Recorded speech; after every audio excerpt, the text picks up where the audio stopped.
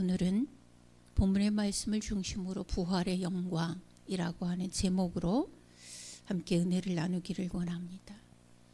우리가 조금 전에 드렸던 찬양 160장의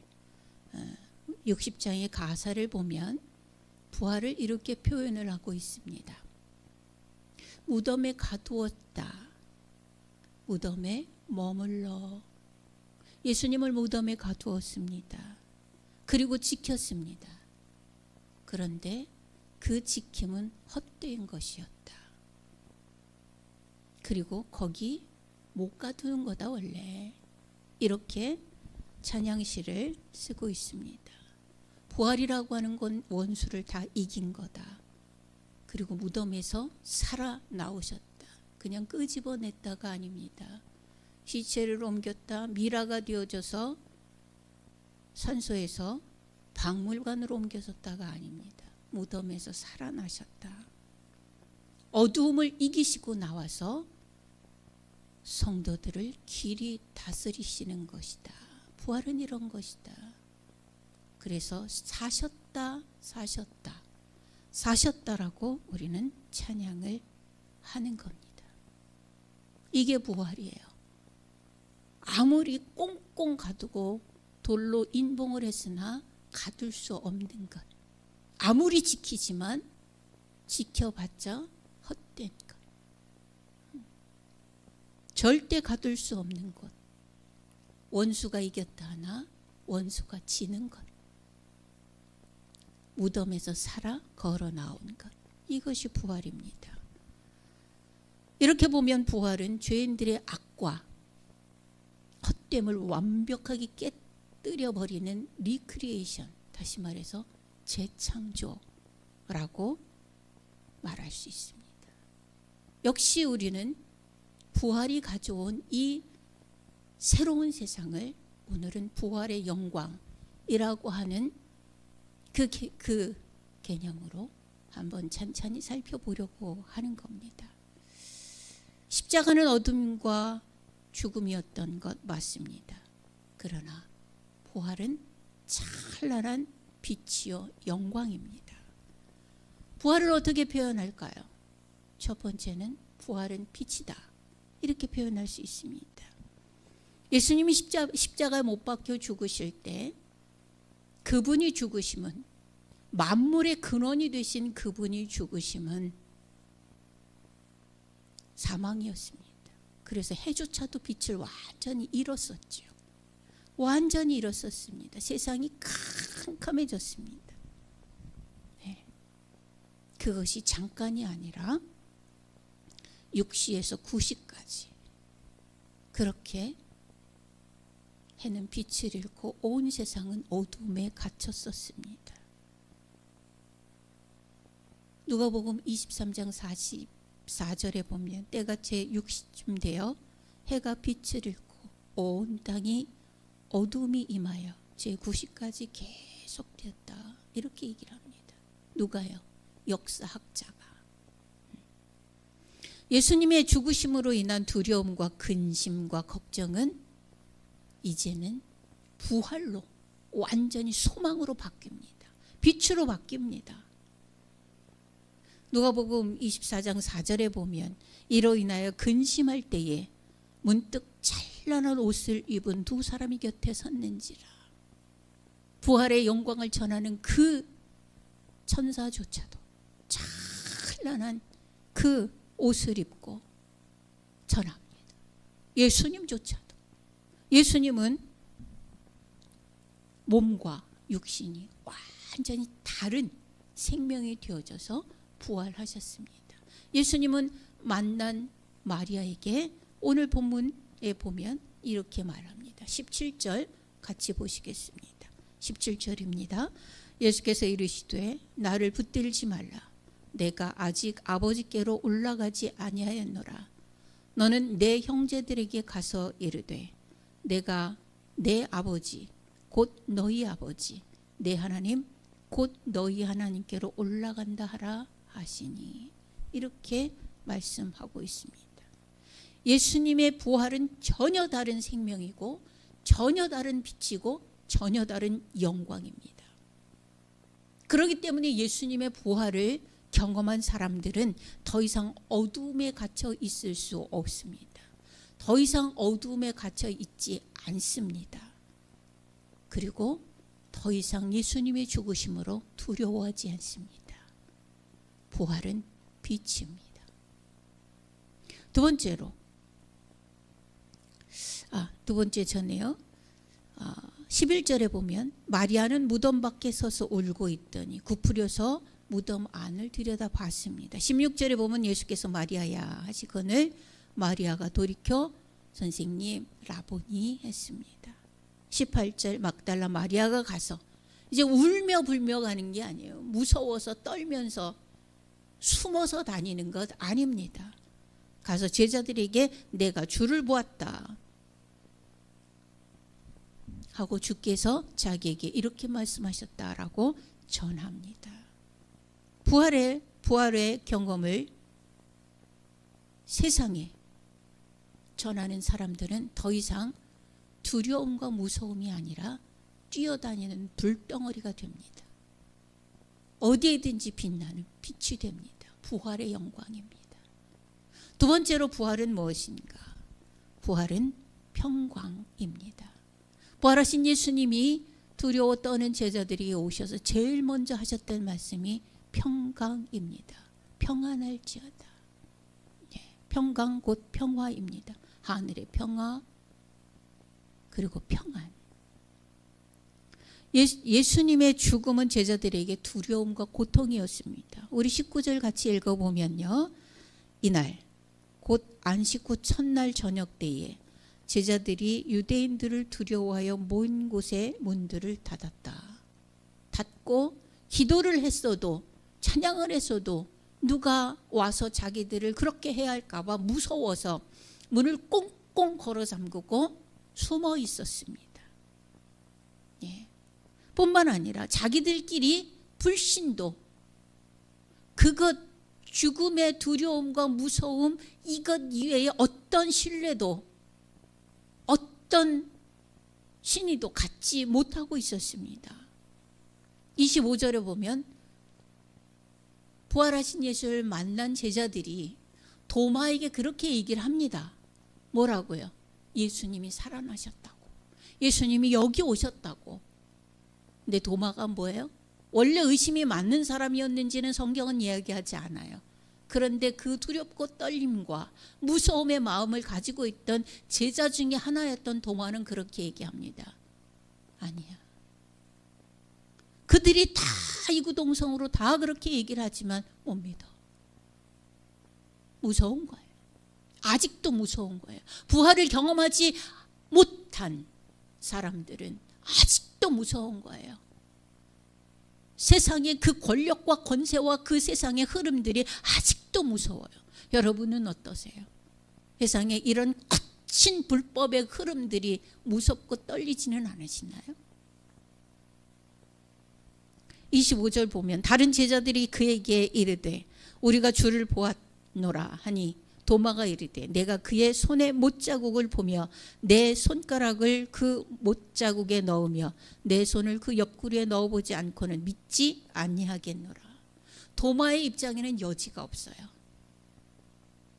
여지가 없어요. 그 두려움과 고통으로 인하여서 어떤 생각도 여유 있게 할 수가 없어요. 그냥 자기에게는 죽음과 그 고통만 사실이에요. 부활을 경험하지 못하면 그것만 사실이에요. 내가 경험한 그 고통과 두려움과 이 눌림과 이것만 사실이 돼요. 이런 두려움과 고통과 불신 앞에 예수님 나타나셨습니다. 그리고 예수님 뭐라고 말씀하세요? 너희에게 평강이 있을지어다. 부활은 빛이고 부활은 평강입니다. 평안입니다. 하늘에서 주시는 평화예요. 조금 전에 예수님의 그 참혹한 죽으심과 그 고통, 그 찢어짐, 그 무서움, 그거 사실입니다. 그런데 부활은 그것을 넘어서게 하는 큰 평화의, 하늘의 평화의 권세입니다. 여러분, 어떤 고통 중에 계십니까? 어떤 두려움 중에 빠져 있습니까? 부활의 증인이 되셔서 예수님의 부활로 그것을 넘어서서, 그것이 아주 참혹한 현실이라고 할지라도 그것을 넘어서는 부활의 권세가 이 시간 여러분들에게 임하기를 축복합니다. 평강이 있을지어다. 19절, 이날 곧 안식 후 첫날 저녁 때에 제자들이 유대인들을 두려워하여 모인 곳의 문들을 닫았더니 예수께서 오사 가운데 서서 이르시되 너희에게 평강이 있을지어다. 26절도 봅니다. 여드레를 지나서 제자들이 다시 집 안에 있을 때에 도마도 함께 있고 문들이 아직도 닫혀 있어요. 닫혔는데 예수께서 오사 가운데 서서 이르시되 너희에게 평강이 있을지어다. 평강입니다. 이사야 선지자는 예수님을 뭐라고 명칭했어요? 평강의 왕이시다. 그렇게 말했었습니다. 예수님은 언제나 세상 짐을 지고 가는 어린 양 같은 백성들에게 평안을 주셨습니다. 요한복음 14장 27절에는 이렇게 말씀하십니다. 평안을 너희에게 끼치노니 곧 나의 평안을 너희에게 주노라. 내가 너희에게 주는 것은 세상에 주는 것과 같지 아니하니라. 너희는 마음에 근심하지도 말고 두려워하지도 말라. 예수님은 우리가 근심이 많은 인생을 살아가는 존재들인 걸 아시잖아요. 무서울 것이 많은 세상인 것을 아시잖아요. 거기에서 수고하고 애쓰는 거 아시잖아요. 그래서 예수님은 우리들을 부르실 때 뭐라고 부르세요? 수고하고 무거운 짐진 자들아 다 내게로 오라. 내가 너희를 쉬게 하리라. 말씀하십니다. 그러면서 예수님은 두려워하지 말고 근심하지 말아라. 내가 너희에게 평안을 주러 왔노라. 라고 말씀하십니다. 이 평안이 부활로 승화되고 그 부활로 승화된 평안이 권세로 우리에게 임하는 겁니다. 능력으로 우리에게 임하는 거예요. 예수님의 부활을 확신한 제자들은 이후로는 두려움은 사라지고 담대함이 생겼습니다. 그리고 그 담대함으로 세상을 정복하는 권세로 이 부활의 영광을, 부활이 주는 평안을 누렸습니다. 그들이 이 부활을 경험하고 나서 십자가를 두려워했습니까? 화형을 두려워했습니까? 참수를 두려워했습니까? 전혀 두려워하지 않았습니다. 그것을 앞에 놓고도 나의 달려갈 길과 주 예수께서 주신 사명, 그것을 내가 감당하는 일을 하는 데 있어서는 조금도 두려워하지 않는다로 고백하고 선포하면서 뛰었던 불덩어리들이 되었습니다. 부활의 영광입니다. 부활이 가지고 있는 권세입니다. 세 번째로, 예수님의 부활은 새로운 영, 다시 말해서 보혜사의 임함을 가져왔습니다. 오늘 본문 22절을 다시 한번 읽어봅니다. 22절입니다. 이 말씀을 하시고 그들을 향하사 숨을 내쉬며 이르시되 성령을 받으라. 부활하신 예수님이 그들에게 평강을 명령하시고, 그리고 그 다음 이야기는 성령을 받으라 였습니다. 요한복음 14장 18절에 보면 이렇게 말씀을 합니다. 내가 너희를 고아와 같이 버려두지 아니하고 너희에게로 오리라. 내가 너희를 고아와 같이 세상에 버려두지 않겠다. 아무도 돕는 이 없고 어디 가서 나의 억울함과 나의 아픔을 이야기할 때조차 없는 그런 고아처럼 살지 않게 하겠다라는 얘기입니다. 예. 요한복음 14장 16절에서는 내가 아버지께 구하겠으니 그가 또 다른 보혜사를 너희에게 주사 영원토록 너희와 함께 있게 하시겠다라고 말씀하셨습니다. 예수님의 부활과 승천의 약속은 내가 너희를 고아와 같이 버려두지 않겠다 했습니다. 그래서 예수님 부활하시고 승천하여 올라가시고 성령님 우리에게 오시고, 그래서 예수님은 영으로 다시 오셔서 어떻게 해요? 우리와 함께 하시죠. 늘 함께 하시죠. 늘 함께 하시네. 우리 찬양했잖아요. 늘 함께 하시죠. 하나님은 예수님을 육신을 입으신 구주로 우리에게 보내셨습니다. 그리고 다시 예수님의 영을 성령으로 보내셔서 늘 동행하시고 그리고 인도하십니다. 부활의 결과입니다. 예수님의 승천의 결과입니다. 오신 성령님은 우리에게 오셔서 무엇을 하시죠? 23절을 같이 읽습니다. 시작. 너희가 누구의 죄든지 사하면 사여질 것이요 누구의 죄든지 그대로 두면 그대로 있으리라 하시니라. 부활을 경험한 성령님 오심을, 성령의 임재를 허락하여 영접한 하나님의 백성들은 죄를 어떻게 다루든지 그 다룸의 기능이 있어요. 그대로 두든지 사하든지. 예수님을 주는 그리스도시요 하나님의 살아계신 아들입니다라고 고백했던 베드로에게 주셨던 열쇠 기억해 보십시오. 내가 땅에서 매면 하늘에서도 매일 것이요 땅에서 풀면 하늘에서도 풀리리라. 그 권세가 부활을 경험한 예수님의 영으로 오신 성령님을 영접한 모든 하나님의 백성들에게 주신 그 권세가 바로 또 이 권세입니다. 너희가 누구의 죄든지 사하면 사여질 것이요 누구의 죄든지 그대로 두면 그대로 있으리라. 여러분 용서해 주시겠습니까? 아니면 그대로 두시겠습니까? 두면 두는 대로, 용서해 주시면 용서해 주시는 대로 성령님께서 그대로 실행하시는 겁니다. 성령님은 실행자입니다.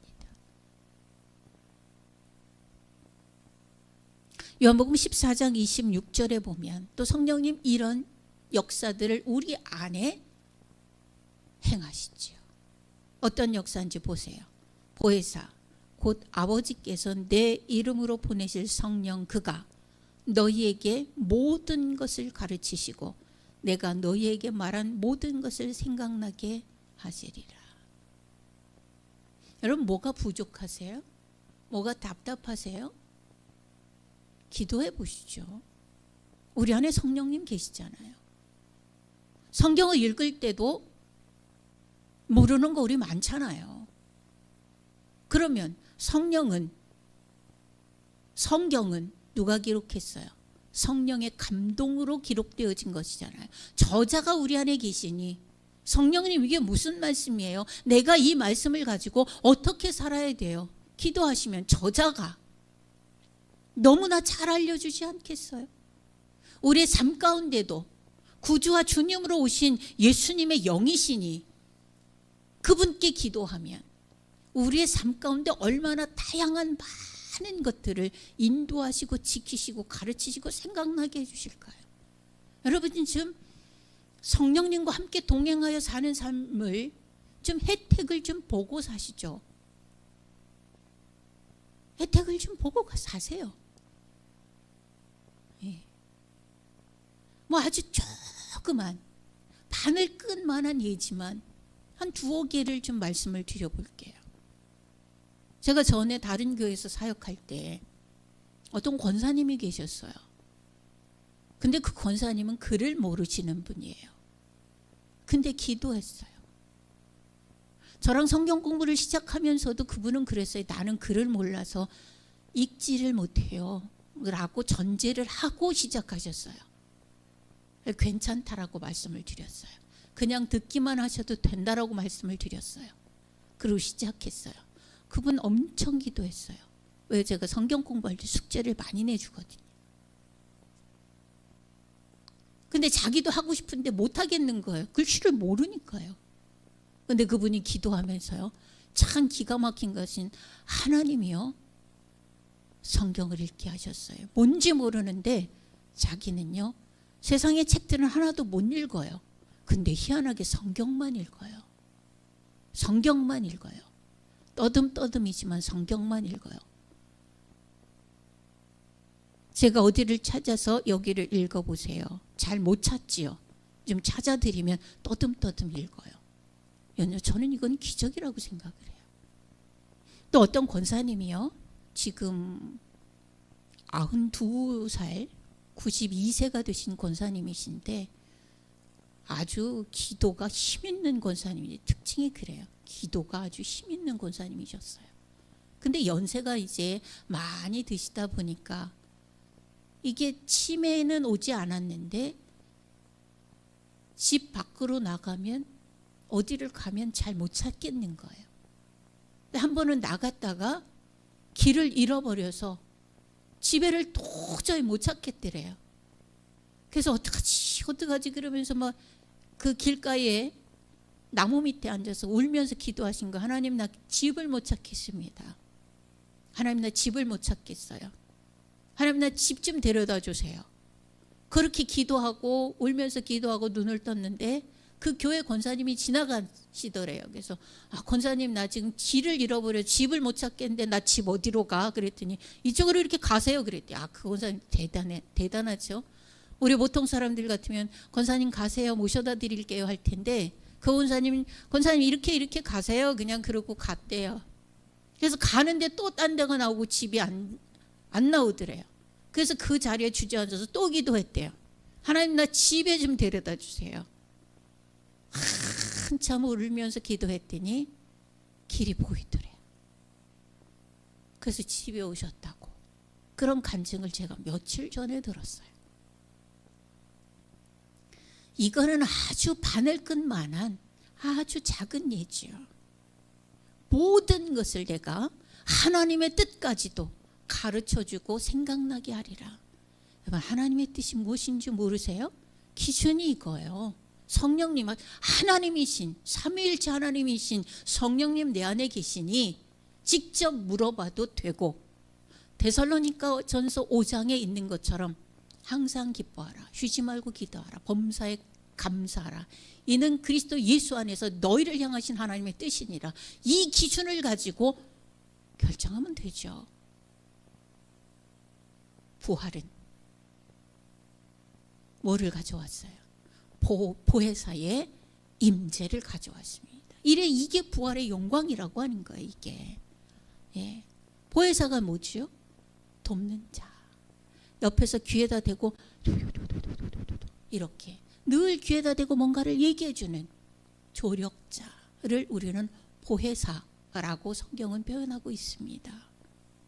늘 함께하면서 돕고 계시는 분, 때를 따라 돕는 은혜를 내 삶 속에 실행해 주시는 하나님. 다시 말씀드립니다. 부활은 빛입니다. 부활은 평강입니다. 부활은 보혜사 성령의 임재입니다. 그러므로 부활은 우리에게 영광이고 그리고 부활은 참 감사하게도 첫 열매예요. 마지막으로 끝난 게 아니라 그 영광은 우리의 삶 가운데 그리고 영원히 계속될 거예요. 부활은 전혀 다른 생명입니다. 예수님의 부활의 몸은 전혀 다른 생명이었어요.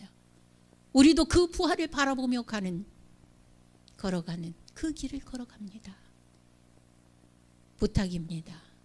부활의 능력이 우리 모든 성도들의 삶에 큰 권세가 되어 누려지는 축복이 임하기를 주님의 이름으로 축원합니다.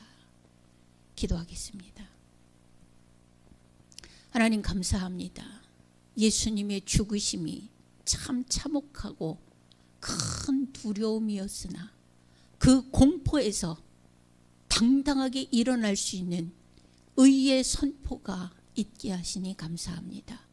부활의 능력과 권세가 우리의 권세가 되어지게 하시고 자만과 교만이 아니라 담대함과 강건함이 되어져서 주의 뜻대로 행하는 삶을 살아가는 힘이 되어지게 하시고 어두운 세상에 빛으로 살아가는 힘이 되어지게 하여 주옵소서. 예수님 이름으로 기도하옵나이다. 아멘.